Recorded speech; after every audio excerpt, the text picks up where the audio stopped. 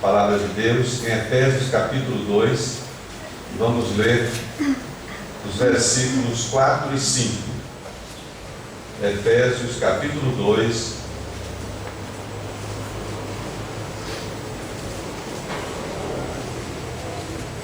versículos 4 e 5. Eu vou ler o versículo 4 e os irmãos farão a leitura do versículo 5. Por gentileza, vamos nos colocar de pé em honra à palavra do Senhor que nós estaremos ouvindo, lendo neste momento. No capítulo 4, capítulo 2 de Efésios, versículo 4 e 5, eu vou ler o verso 4. Mas Deus, que é riquíssimo em misericórdia, pelo seu muito amor com que nos amou,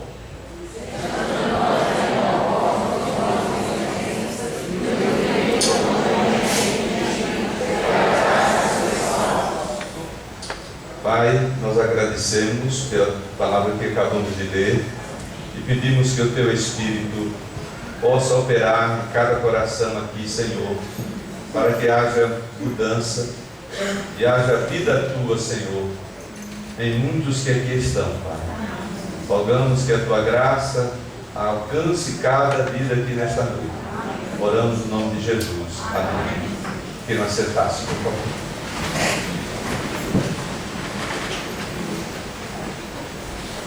Deus é rico em misericórdia.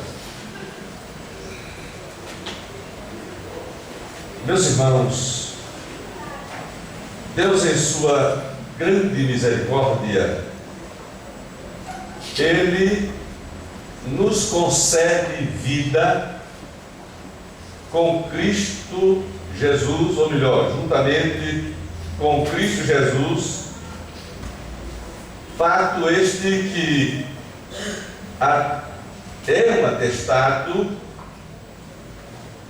do grande amor de Deus, da bondade de Deus em favor do homem. Porque, irmãos, fazer parte da família de Deus, só pode isto acontecer se for um ato da graça de nosso Deus, porque nenhum de nós merece fazer parte da família de Deus.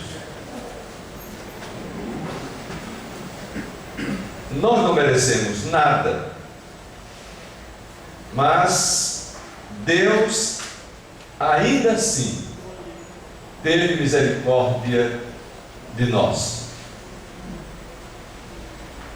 Às vezes eu ouço as pessoas falando, quando uma pessoa morreu e Deus dê a ele o que ele merece.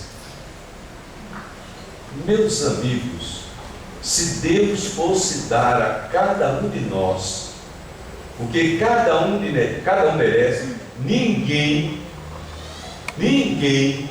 iria para a presença de Deus, ninguém seria salvo.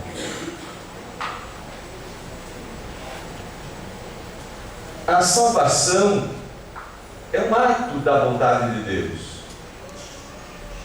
da misericórdia de Deus. Só mesmo, meus amados, pela infinita graça é que Deus nos perdoou e nos fez participante da sua própria vida. A vida eterna, ela é a vida de Deus em nós. Viu? Às vezes a gente pensa na vida eterna como um estado de gozo nos céus, mas a vida eterna é a vida de Deus em nós. Por isso Jesus disse que Ele era a nossa vida. Quando ele disse: eu sou o caminho, a verdade e a vida. Ele disse também: eu sou a ressurreição e a vida. Quem crê em mim, ainda que esteja morto, viverá. E aquele que vive, mas crê no Senhor, tem a vida de Deus nele, a palavra de Deus diz que tal pessoa nunca morrerá. Agora, toda esta dádiva divina é pela sua riqueza de misericórdia, é por sua infinita graça. De tal sorte que Paulo, o apóstolo, escrevendo aos Romanos, no capítulo 11, ele diz aqui no versículo 33, há aqui um hino de adoração a Deus, de louvor ao Senhor, pela grandiosidade, não é, do seu amor, da sua misericórdia. E ele diz aqui o seguinte: ó profundidade das riquezas, tanto da sabedoria como da ciência de Deus, quão insondáveis são os teus juízos e quão inescrutáveis os seus caminhos. Ele prossegue, não é, dizendo: porque quem compreendeu o intento do Senhor, ou quem foi o seu conselheiro, ou quem lhe deu primeiro a ele, para que lhe seja recompensado? Porque dele e por ele e para ele são todas as coisas, glória, pois, a ele eternamente. Amém. Então, Paulo, pela graça de Deus, vislumbrou a grandeza, não é, de Deus, e ele viu como algo profundo, ó profundidade das riquezas.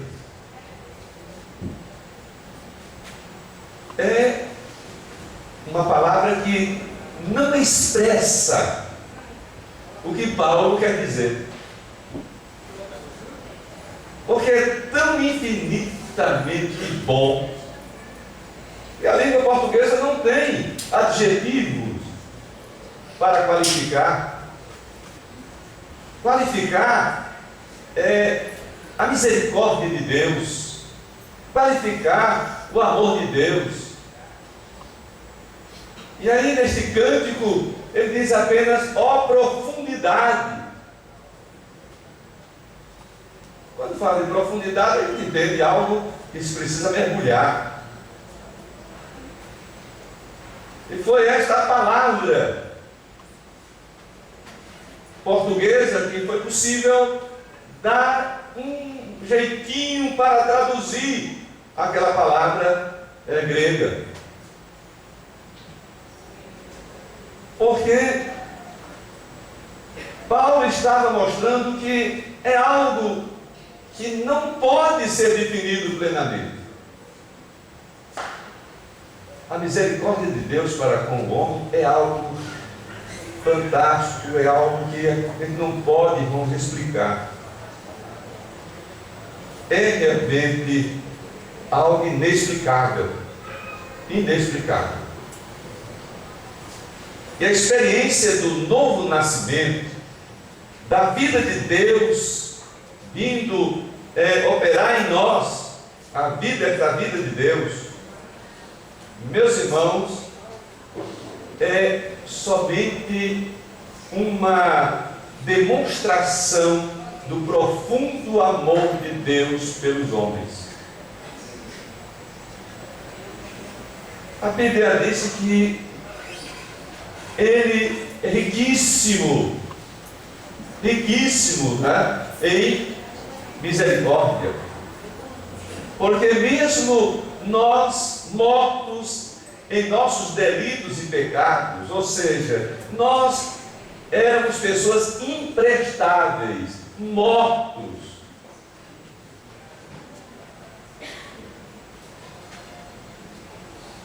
Espiritualmente depravados, não tínhamos vida.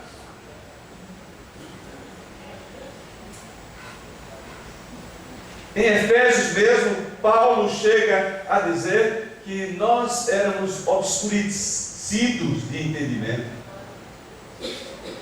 faltos da vida de Deus. Então não merecíamos nada, não éramos nada, estávamos mortos lá nos delitos e pecados. Seria como que um animalzinho, né, um porquinho ali, morto dentro da lama. Então a visão de Deus do estado pecaminoso do homem é um estado de morte, invalidez absoluta.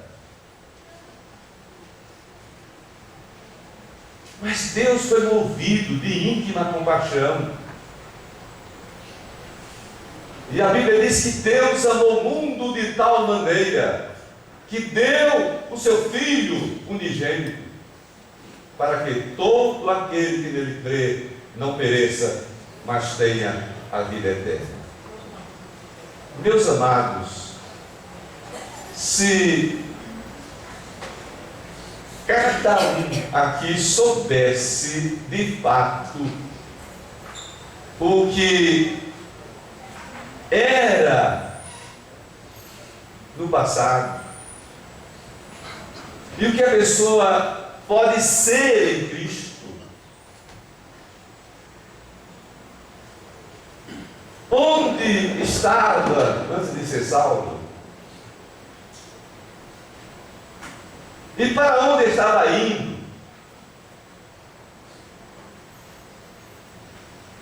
meus irmãos, se cada um de nós, como crente, meditasse para pensar nisto, quem éramos? Lá no nosso passado, quem éramos? A nossa vida sem Jesus, e para onde nós estávamos indo. Mas agora em Cristo, uma nova vida, tendo a vida de Deus na nossa vida, a esperança não é da vida eterna, nós não cessaríamos de glorificar a Deus todos os dias da nossa vida. Viu? Nós, irmãos, fazemos tudo para agradar a Deus. Só em pensar o que nós éramos. E meus irmãos, infelizmente, nós não temos, às vezes, a mínima noção do que significa estar em Cristo. Quando a Bíblia diz, se alguém está em Cristo, nova criatura é. As coisas velhas já passaram, esse tudo se fez novo. Entendeu? Então, se nós estudarmos aqui, procurarmos com mais atenção, não é, à luz da palavra de Deus, o que significa estar em Cristo, é algo fabuloso. Infelizmente, muitos não têm noção alguma do que é isso. Porque se tivesse noção, não abandonaria o Evangelho de Jesus Cristo nunca. Abraçaria a mensagem de Deus.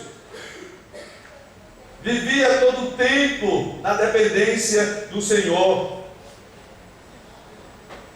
E nós entendemos, irmãos, que talvez seja esta a razão pela qual vivemos às vezes até de maneira apática.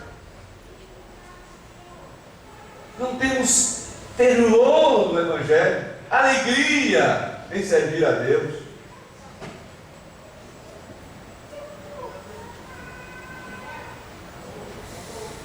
Amados, que bom é estar em Cristo. E muitos que vivem assim afastados, quando chega o final da vida e que a morte está às portas, só tem uma coisa a fazer: entrar em pânico. Em pânico, com medo. Quantas pessoas já visitei, já nos seus últimos tempos, estou com medo. Estou com medo. Enfrentar a morte, passar para um lado desconhecido, é horrível. Mas graças a Deus que aqueles que têm recebido a vida de Deus não têm esta visão de que vai passar para um lugar desconhecido. Não. Estaremos indo para o lugar que é abençoado, para o lugar onde há vida eterna, o lugar onde há a presença de Deus, o lugar onde há alegria eterna. Paulo diz que estar com Cristo é incomparavelmente melhor. Mas quando a pessoa vive rejeitando a graça de Deus, perde esse privilégio de viver em Cristo, a sua vida é um desastre, porque corre somente em busca das coisas desse mundo, e quando termina tudo, já no último momento de passar para a eternidade, então está sem nada, vazio, triste.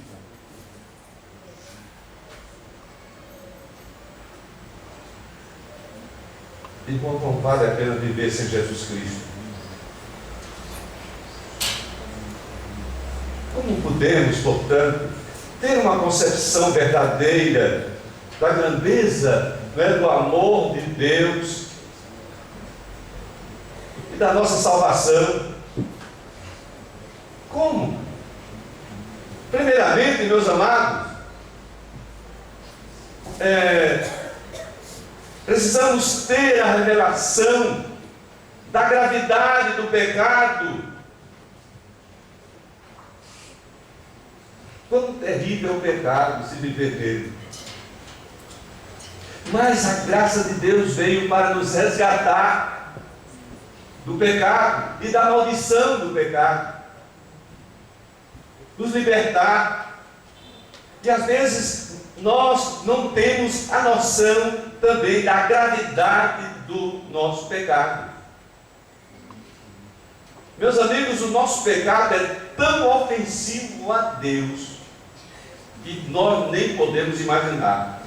Porque passe a analisar um pouco. Quando o nosso pecado causou Jesus Cristo ter vindo para este mundo e passado momentos de vergonha aqui neste mundo, o Deus, o Filho, do grandioso Deus, aqui neste mundo, sendo maltratado, sendo esbofeteado, sendo blasfemado. Homens olhavam para o Senhor Jesus e diziam que ele tinha demônio. Não é brincadeira isso para o Filho de Deus, que veio só para fazer o bem, salvar, dar vida. E o homem, na sua incredulidade, diante dele, isto eram religiosos. Não eram pessoas ignorantes no aspecto religioso, não. Eram pessoas religiosas. E o coração dessas pessoas entenebrecidos, sem a vida de Deus, sem o entendimento de Deus, ali olhava para Jesus e dizia: ele tem demônio. Outros o rejeitavam como sendo o Filho de Deus. Dizia até que Jesus era blasfemo quando ele anunciava que ele era Filho de Deus. Então Jesus passou muitas agonias e dores aqui na terra por causa do nosso pecado. Então a gravidade do nosso pecado é terrível, é terrível. Então, temos que ter essa revelação da gravidade do nosso pecado. E também visualizar a graça de Deus, não é, que nos alcança exatamente onde nós estamos, mortos nos nossos delitos e pecados, sem nenhum merecimento. E é exatamente aonde a graça de Deus nos alcança, onde a misericórdia de Deus vai dar. Daí porque Deus haver dito, Jesus haver dito: não me escolhestes vós a mim, mas eu vos escolhi a vós. É a graça de Deus. A Bíblia diz que não foi o homem que amou a Deus primeiro, mas ao contrário, Deus o amou primeiramente.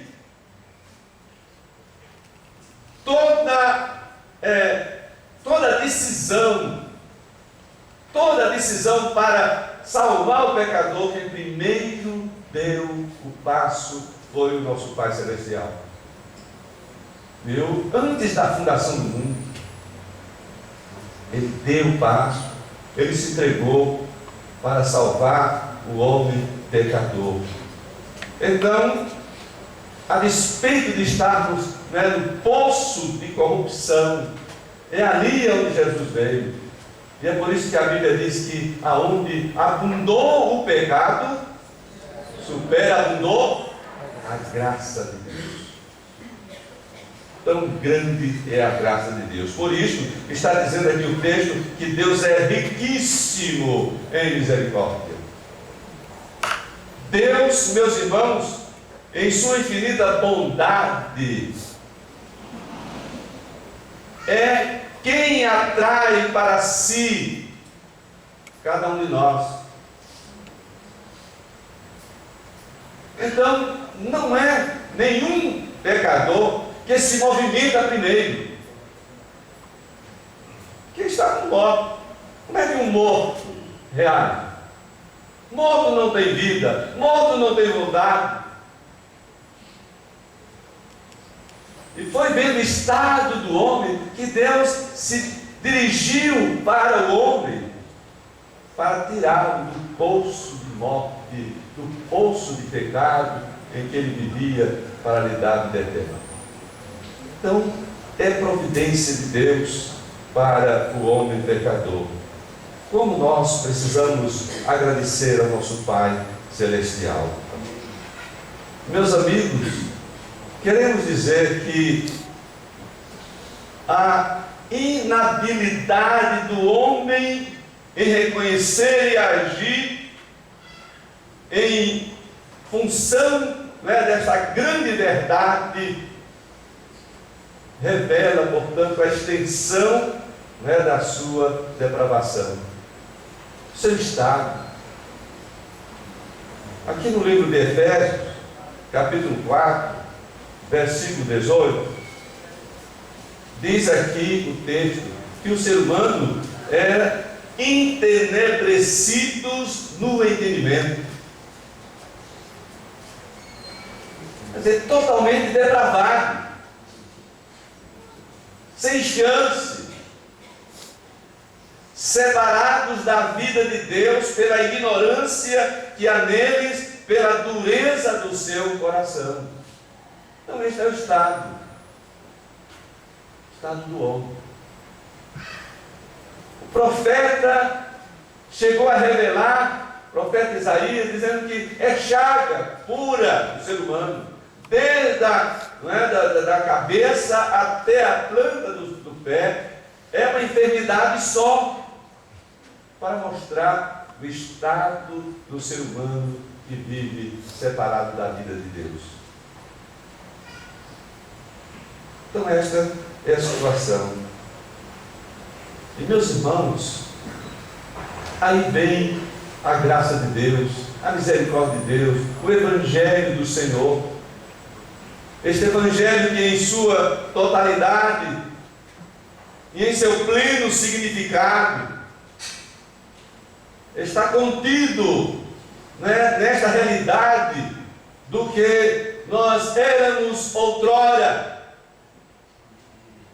a miséria humana que éramos, e o que somos e podemos a ser agora pela graça de Deus. Então nós entendemos que outrora éramos trevas, outrora éramos inimigos de Deus, como está escrito. Outrora vivíamos totalmente mortos, mas agora em Cristo nós podemos ter vida e vida eterna. Em Cristo agora nós estamos livres da ira de Deus, da condenação eterna. Tudo isto por causa da misericórdia de Deus. Só a graça, só a misericórdia de Deus, meus amados. E amados, a primeira coisa que a graça de Deus faz é nos tirar desse estado deplorável, de sujeira, de vergonha em que nós vivíamos. Esse estado deplorável e triste que vivíamos debaixo da ira de Deus. A Bíblia diz que a ira de Deus é sobre os filhos da desobediência. A ira de Deus não é que Deus seja um ser que fica irado. Quando a Bíblia está falando da ira de Deus, está expressando a justiça de Deus contra o pecado. E a justiça de Deus contra o pecado é algo definitivo, é algo que, na verdade, não dá chance nenhuma para que o pecado prevaleça. Por isso que a Bíblia diz que lá na Nova Jerusalém não entrará mais nada que cometa pecado. Nada que contamine, nada. Somente aqueles que forem redimidos pelo sangue de nosso Senhor Jesus Cristo. Então, é importante você entender essas coisas da palavra de Deus. Entendeu? Então, a justiça de Deus, ela é conferida a todos aqueles que creem. E se você recebe a graça de Deus, imediatamente o Espírito de Deus opera em você. E o sacrifício que Jesus Cristo realizou na cruz faz com que você se torne uma pessoa justificada. E se você passa a ser uma pessoa justificada, você jamais será condenado. A Bíblia diz que, sendo justificados pela fé, tenhamos paz com Deus, por nosso Senhor Jesus Cristo. A justificação que Deus opera na nossa vida, mediante o sacrifício de Jesus e a nossa aceitação a Ele, causa então uma reconciliação eterna nossa com Deus. E a Bíblia diz que agora não há nenhuma condenação para os que estão em Cristo Jesus. Então é importante estar em Cristo Jesus, servir a Jesus, fazer a vontade do Senhor. E meus amados, queremos dizer a cada um que não pode, por hipótese alguma, coexistir as riquezas da graça de Deus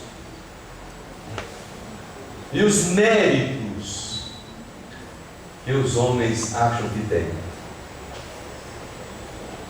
Às vezes nós vemos, não é, esta ideia religiosa enganadora que põe no ser humano, né, condições maravilhosas. São pessoas de boa vontade, são pessoas boas, são pessoas merecedoras da vida eterna. Não pode coexistir graça de Deus com esta imaginária intenção humana, né, de méritos.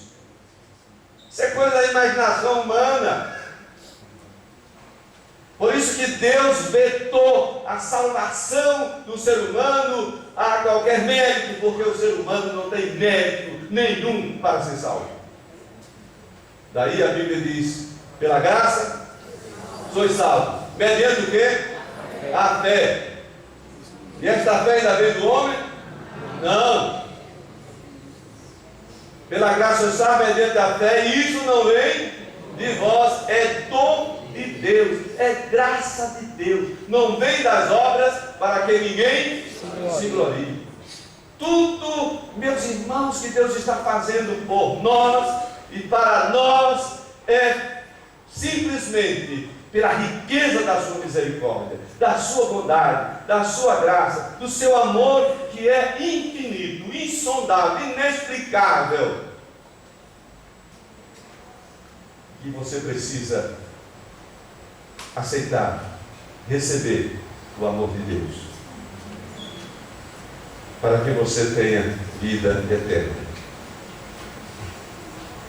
Porque o custo para mim e para você dessa justificação, desse perdão dos pecados, é gratuito. Por isso está escrito: pela graça sois salvos. É gratuito. Só não foi gratuito para Deus.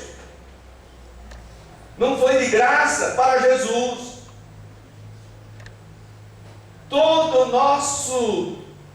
a nossa dívida, Jesus pagou.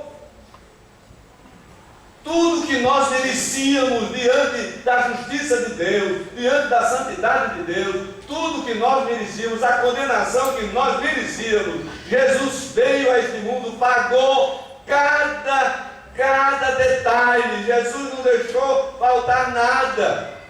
Deus não pode mais chegar diante de um servo de Deus, daquele que tem Jesus, e Deus cobrar alguma coisa, porque tudo já foi pago pela misericórdia e pela graça de Deus.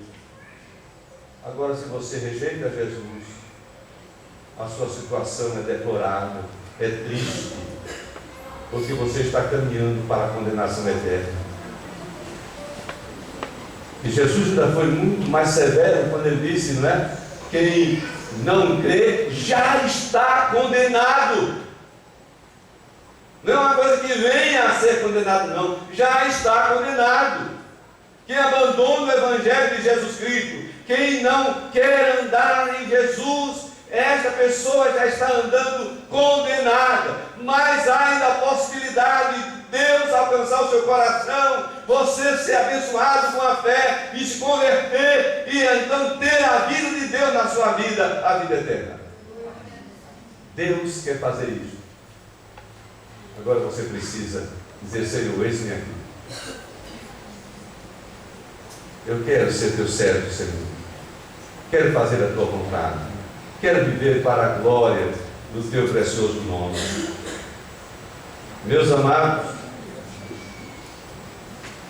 nós observamos que o coração, quando lemos todo o Evangelho, observamos que o coração do Evangelho está no fato de que na cruz Deus publicamente propôs como oferta propiciatória o seu único e amado Filho. Foi o que Deus fez. Então, todo o ministério de Jesus revela esta beleza do Evangelho que se prega. Tudo que nós pregamos só tem sentido em Jesus. E ele então disse: sem mim nada podeis fazer. Então, sem ele não adianta. Então é necessário que você abra o seu coração, entregue a sua vida a Jesus, procure viver como um verdadeiro servo de Deus. Porque a terrível realidade da ira de Deus contra o pecado, meus amigos, é algo que é imaginável. Nós não podemos nem precisar precisar o que significa a ira de Deus contra o pecado.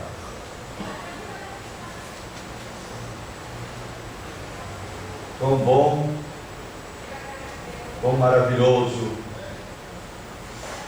é aqueles que realmente se encontram com Jesus e têm Jesus a vida eterna, e recebe de Jesus o perdão, a graça redentora, e passa a viver de modo feliz, aguardando o momento de viver eternamente na presença de Deus. Meus amigos, a justiça divina, pois resplandece em nós na medida em que Deus nos justifica por meio da fé em Jesus Cristo. Aí a justiça de Deus resplandece na nossa vida. Podemos andar e louvar e cantar a Deus por tão grande salvação, porque sobre a cruz Deus lançou sobre Jesus todo o nosso pecado, toda a nossa maldade, toda a nossa iniquidade. Foi ali na cruz onde o nosso Salvador pagou todo o preço da nossa iniquidade. Então, não leve essa iniquidade na sua vida. Só Jesus pode libertar você dela.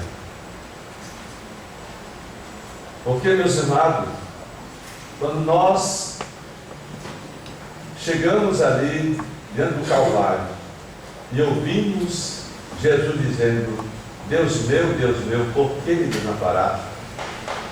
Você já pode imaginar quão grave é o pecado de cada um de nós, que levou até este Pai amoroso a desamparar o seu próprio filho amado, por causa do nosso pecado. Coisa que até quando a gente começa a pensar, a raciocinar, acha algo impossível de Deus ter abandonado o seu filho.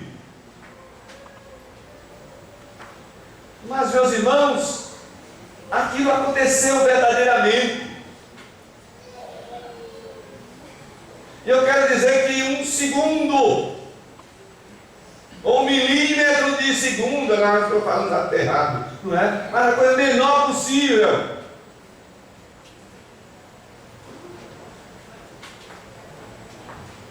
Tem um valor eterno na dor do coração de Jesus Cristo em sentir o afastamento do seu Pai.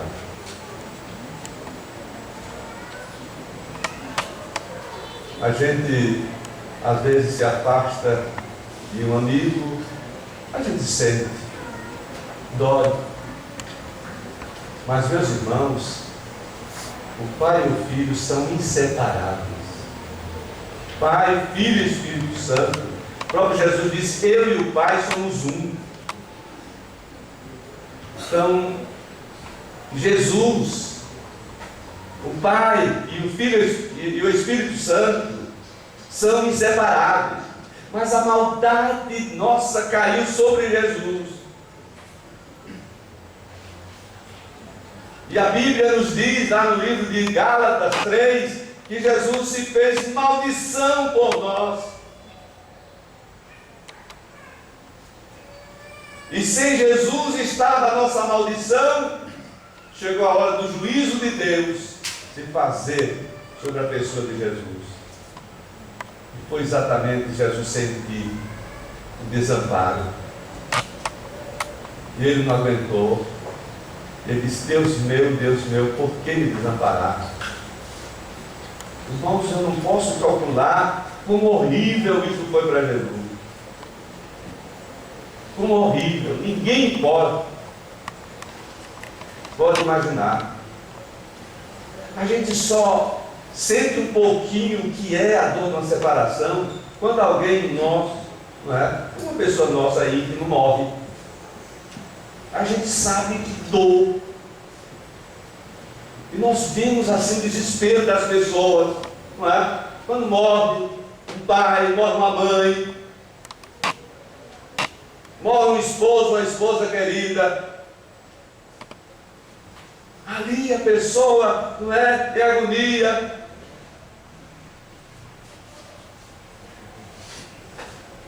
A dor que dói demais. Dói demais.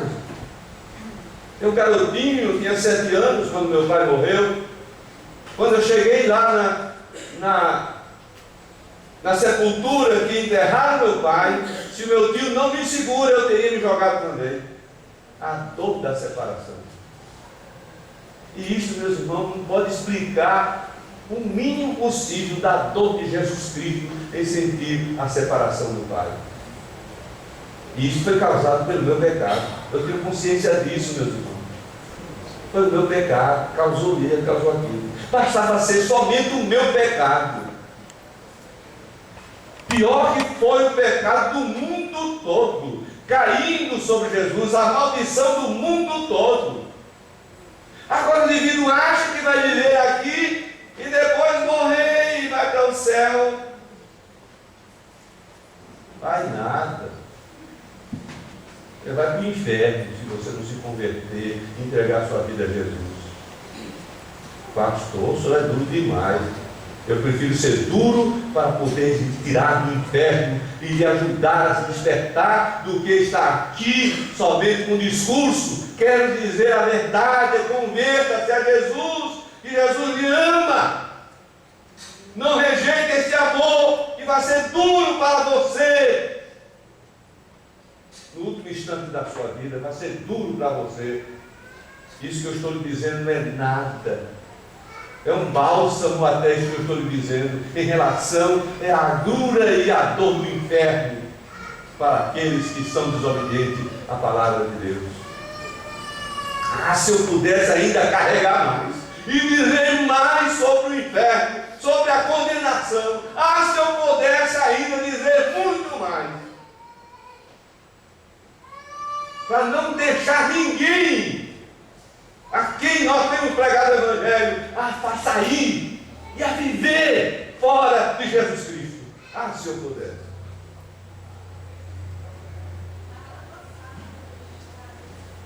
Aí eu sempre me lembro, né, da filha da irmã Marialva, irmã Marialva.